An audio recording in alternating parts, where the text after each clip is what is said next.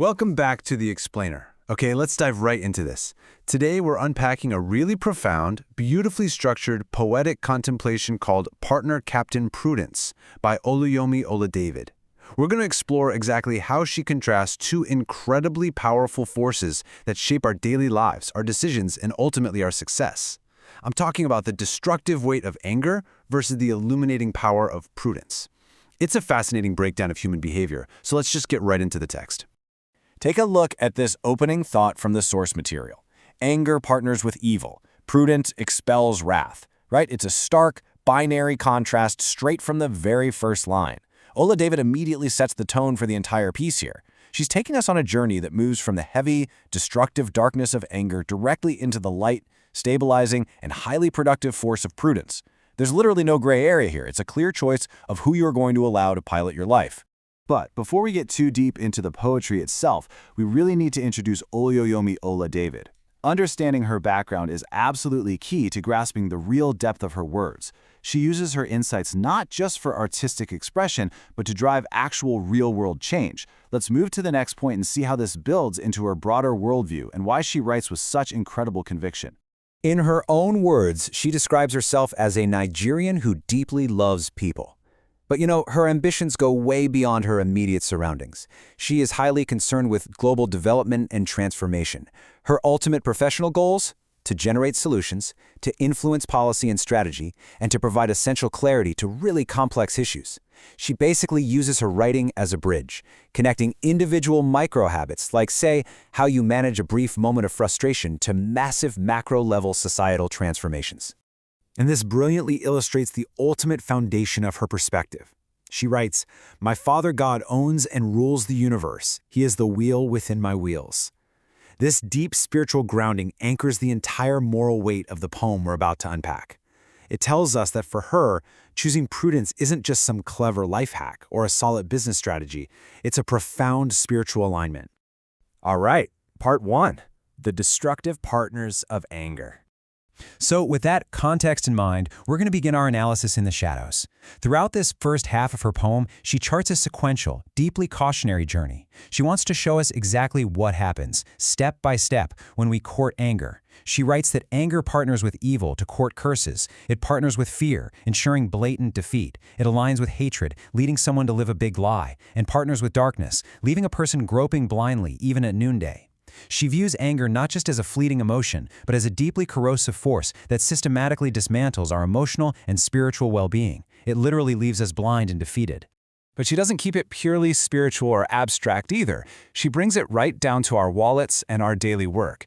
Just notice the rhythm here in this comparison. On the left, anger partners with conflict. It courts needless poverty. On the right, prudence spreads peace. It welcomes steady progress.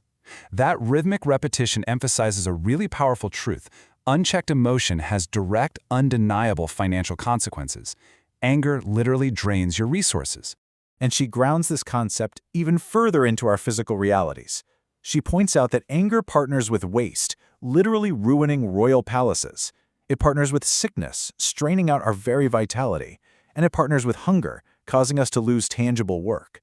She's painting a vivid, frankly alarming picture here. Anger sickens the physical body, it ruins our environment, and it actively destroys our livelihoods. Moving on to part two, the fruitful rewards of prudence.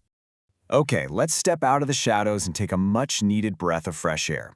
This is where her message completely pivots from a strict, heavy warning into a deeply optimistic, energized roadmap for personal and professional success. Often in modern society, we kind of think of prudence as something boring, right? Just playing it safe, being a buzzkill, or being overly cautious.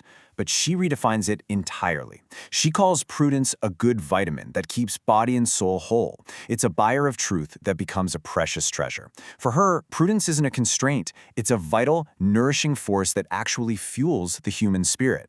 So the crucial point is how perfectly these positive traits mirror and absolutely defeat the darkness of anger we just looked at. Prudence embraces noble grace. It oozes faith to gain sweet victory. It swims in love, allowing us to develop with ease. And it walks in light, eventually showing up on the mountaintop. These aren't just poetic flourishes. They are direct, actionable antidotes to the fear, the hatred, and the darkness that anger tries to drag into our lives. I absolutely love this comparison. On the left side, anger partners with ignorance. It keeps a prison. And on the right side, prudence buys truth. It becomes precious treasure. It's such a brilliant metaphor. She frames ignorance, which, let's be honest, is so often fueled by hot-headed anger, as a literal prison that traps us in our own limited perspectives. In complete contrast, the act of seeking truth requires the cool head of prudence, and that act is entirely liberating. And once again, she brings this lofty poetry right back down to practical, everyday reality.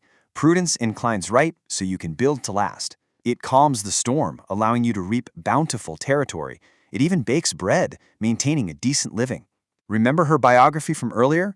Her desire to generate real-world solutions and foster global development is perfectly captured in these very tangible economic outcomes. Which brings us to part 3, connecting poetry to policy. This is where we answer the big "so what" question. Why does this matter on a macro scale? Let's tie her poetic framework directly into those real-world policy-influencing ambitions she holds so dearly. Look at this stark contrast. And by the way, this applies just as much to a corporate boardroom as it does to an individual. Anger partners with wine, it drowns the brain, while prudence chooses sober reverence, it uses good sense. This isn't just about your personal habits on a Friday night. It is the very foundation of clear strategic thinking. You simply cannot craft effective policy, lead a team, or drive development if your brain is drowned in impulse. You desperately need that sober reverence. Now, what's really interesting about this slide is how she explicitly links an individual's mindset to actual societal progress. Anger partners with folly to nicely stunt growth. Prudence, however, sharpens iron and blooms on its dictated lane. She equates the personal discipline of prudence directly with tangible, unstoppable growth and advancement. If you want innovation, you need sharpened iron. To synthesize her core philosophy here, it all moves from the micro to the macro. Personal sobriety leads directly to clear strategy. Rejecting folly allows for continuous growth. And choosing peace is what actually enables steady progress. She is telling us that the massive global transformations she seeks can only ever be built on the sturdy, reliable foundation of individual, prudent conduct. Which leads us to this incredibly triumphant image from the text. Prudence walks in light. It shows up on the mountaintop. This is the ultimate culmination of the journey she's walked us through. When she chooses prudence over anger, she isn't just avoiding a negative outcome or, dodging a bullet. She is actively, purposefully climbing toward the highest peaks of success and clarity. And that brings us to the end of our explainer today. So I want to leave you with a direct question inspired by her powerful words. Who are you partnering with today? Is it anger, which courts defeat, sickness, and poverty? Or are you going to team up with Captain Prudence to build a life of peace, truth, and steady progress? Take a moment to reflect on your own daily partnerships. Thank you so much for joining me to explore this incredible piece of writing and keep seeking that mountaintop.